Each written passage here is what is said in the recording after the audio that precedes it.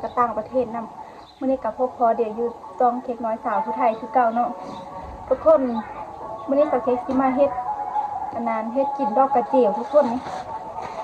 ดอกกระเจียวนี่น่ะเค้กซื้อเอาถุงนึง15,000พุ่นเด้อเพราะว่าโคกแถวบ้านค่อยน่ะมันมีนะข้อเสียไปหาเสานี่ก็บ่ได้น้อยนึงหลังมื้อนี้น่ะเข้าไปในเมืองกับข้อ4แล้วก็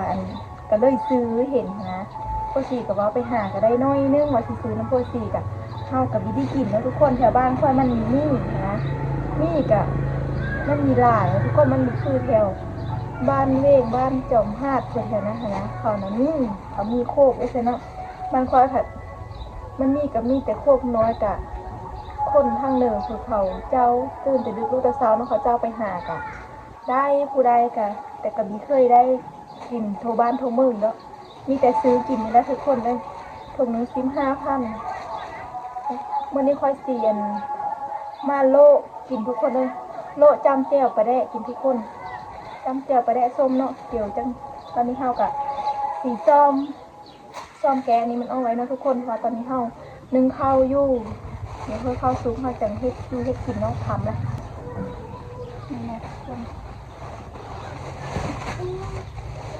มันกระหล่ำอยู่นะ15,000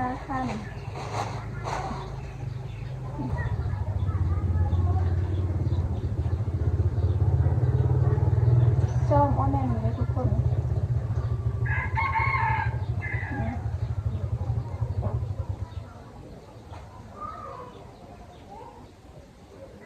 ข้าวสีโลกเอาเนาะทุกคน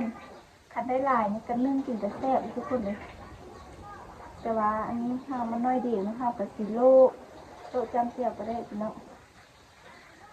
เดี๋ยวข้าวสุกคนข้าวกับซ้อมท่าไม่ต้องเอาไปล้าง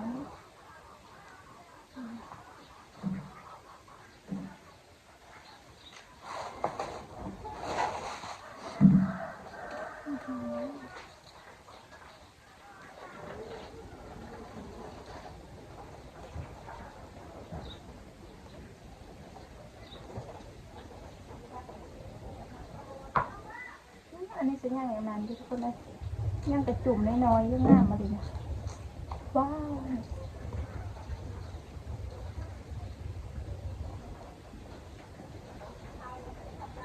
ชอบมากคือจำเจียวประเด็กนะทุกคนเห็นแต่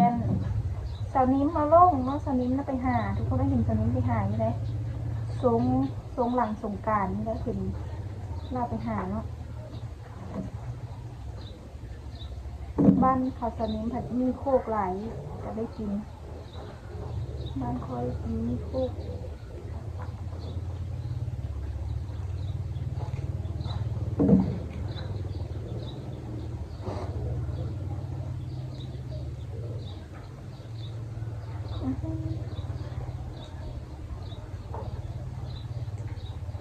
นี่ทุกคนดอกกระเจียวสีคือสีม่วงนะสีม่วงดอกกระเจียวบ้านก็ดอกกระเจียวแล้วนี่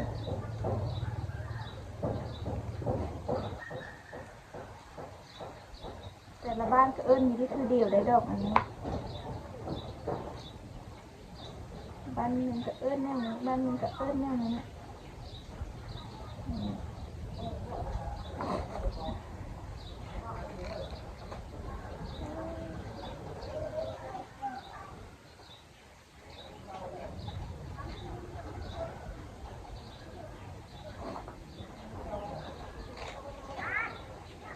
ตอนนี้เด็กทุกคนจะจุ่มง่ามมาเลย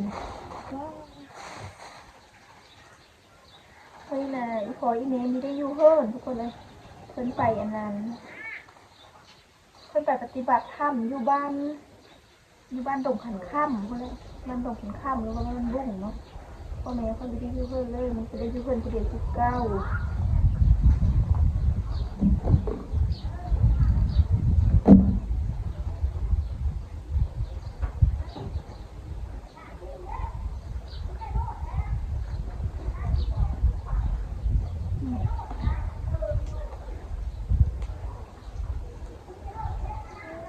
นี่คือทุกคนมันเท่าแล้วก็นั่นเลยเนาะคือเกิดกันน้ำแม่งเกิดกับซี่มันขนาดนี่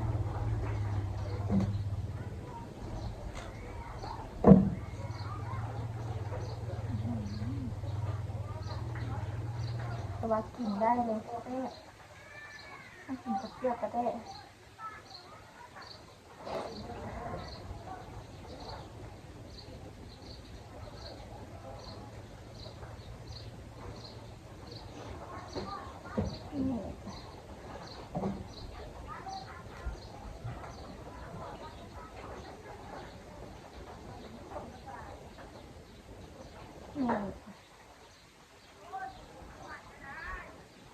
เพราะว่าดอกกระเจียวก็นั่นทุกคนมันก็พระเจ้าก็น้อยๆมันก็สีขายแพงเนี่ยเพราะว่านั่นดิยังจะ6 ปีได้มาทำเวลาไปแล้วสึก10,000กับคนแล้วเต็มถุงยางห้ามแล้วคนแล้วเต็มถุงยางคนแล้วเต็มถุงคนแล้วอันนี้พันมันจะ6 ปีที่เขากันเลยนี่น้อยนึงกะแห้งเห่านี่เนาะนี่บอนหาก็ซื้อเอาผมซื้อ5,000นะกินเท่าเดียวก็พอแล้วดอกมันก็ยังงามอยู่คนเขาก็เอาดอกงามดอกที่ร้ายคนเดียวนี่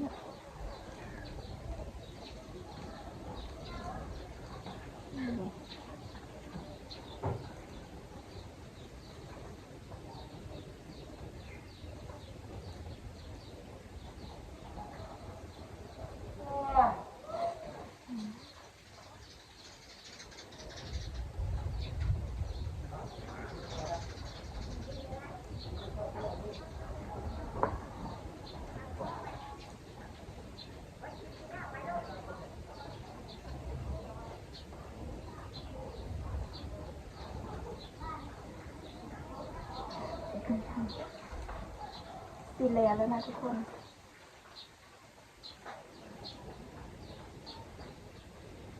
งามดีจังเลย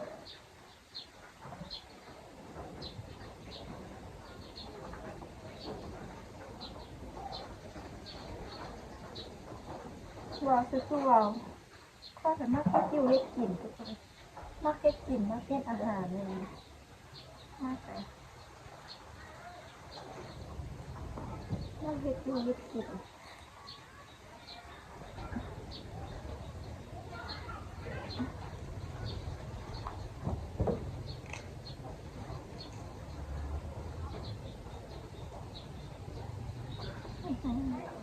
ดอกมันสวยงามเลยทุกคนมันเต็มจริง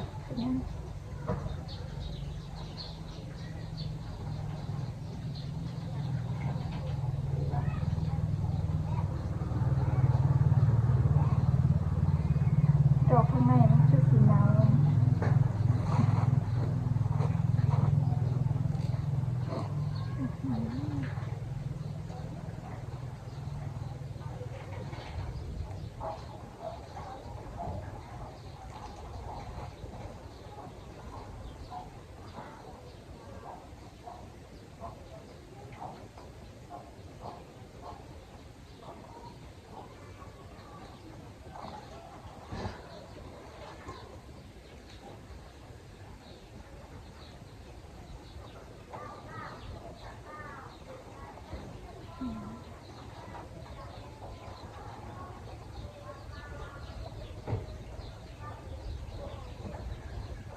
อากาศก็ร้อนอบอ้าวทุกคนทุกฝนจะตกฝนจะตกเมื่อวานนี้นะค่ำๆตอนนี้แหละฝนตกน้อยนะฝนตกแห้งแต่ว่ามีไปตกถึงนะนี่ทุกคนดอกกระเจียวชิ้น5,000นะวันนี้เดี๋ยว50เอาไปล้างนะบัดนี้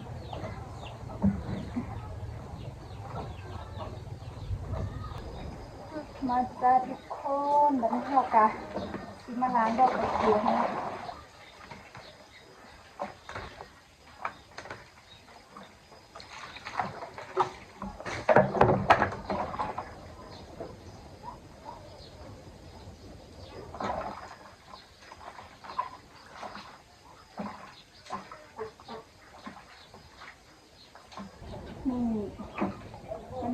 ล้างนะทุกคน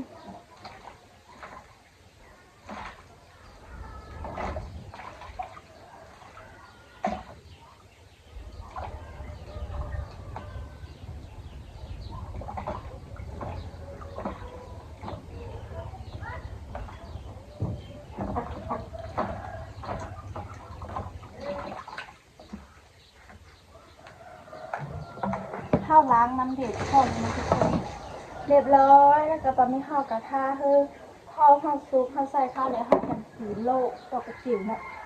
เดี๋ยวข้าวก็อายขึ้นเลยทุกคนเดี๋ยวใส่ข้าวเนาะคนบันนี้ข้าวกับซีมาค้างหม้อโลกดอกกระจิ๋วข้าวใส่เกลือแป้งโนลงไปนะทุกคนเดี๋ยวถ้าข้าวหม้อโคตรแล้วข้าวจังสีเอาดอกกระจิ๋วมาโลนะทุกคนข้าวซีหอยมาเทสิจี้แล้วก็สิกรัมเนี่ยทุกคน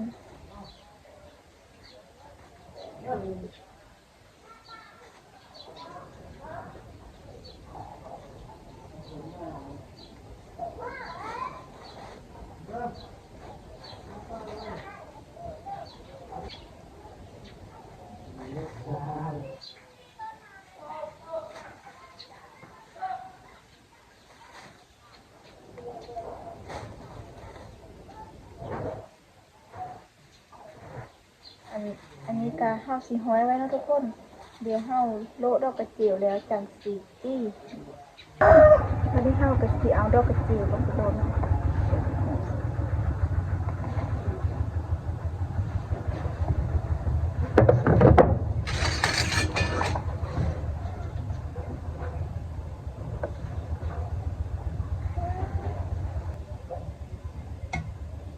ทุกคนโลกแล้วกันโลดแล้วข้าวกับสีจี้มะเขือแล้วกาสีหล่นปลาแดะเนาะโคปลาแดะส้ม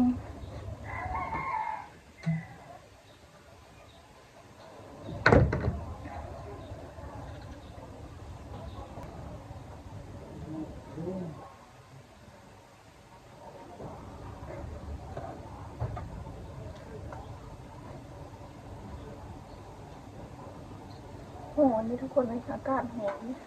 เต็มจนไหลไข่สุดจี้มะเขือต้อนนะทุกคนมาเลย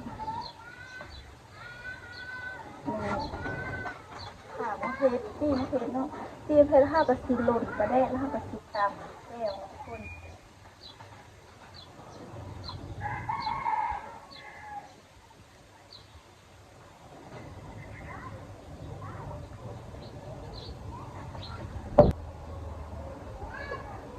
น้ำปิดทุกคนนะ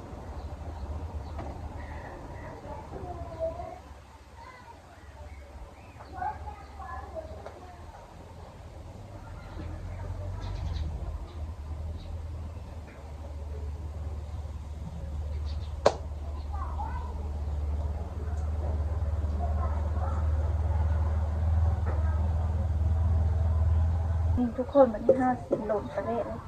ปลาแดะกะนี่ปลาแดะส้มทุกคนเลยปลาแดะมันไม่เสียปลาแดะส้มเนาะ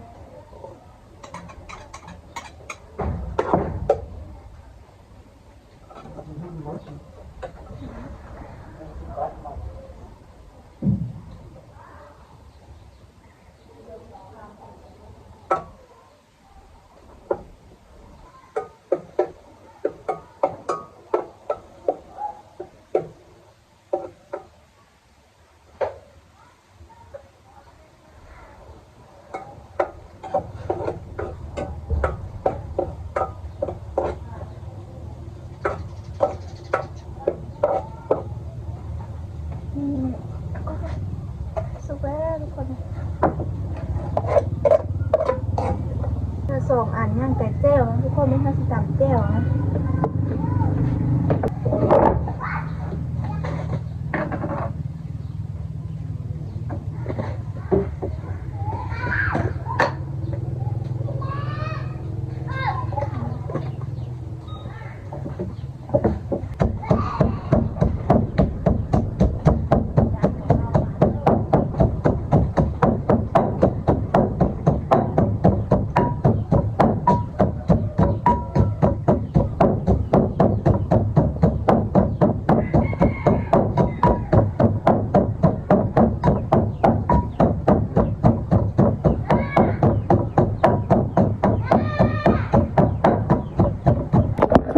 กคนตัวนี้ก็แล้วอันนี้ก็คือแจ่วปลาแร่อันนี้ก็คือดอกกระเจียวทุกคนอันกินห้าก็มีซ้ำนี้แล้วมื้อนี้ก็ทุกคนเลยมาเด้อทุกคนกินข้าวกับโลดอกกระเจียวกับแจ่วปลาแร่ส้ม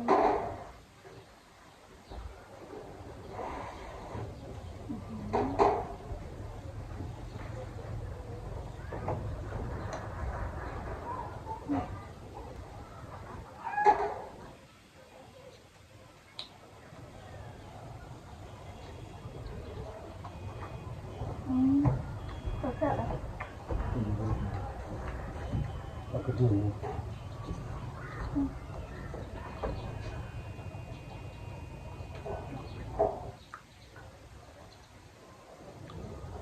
เดี๋ยว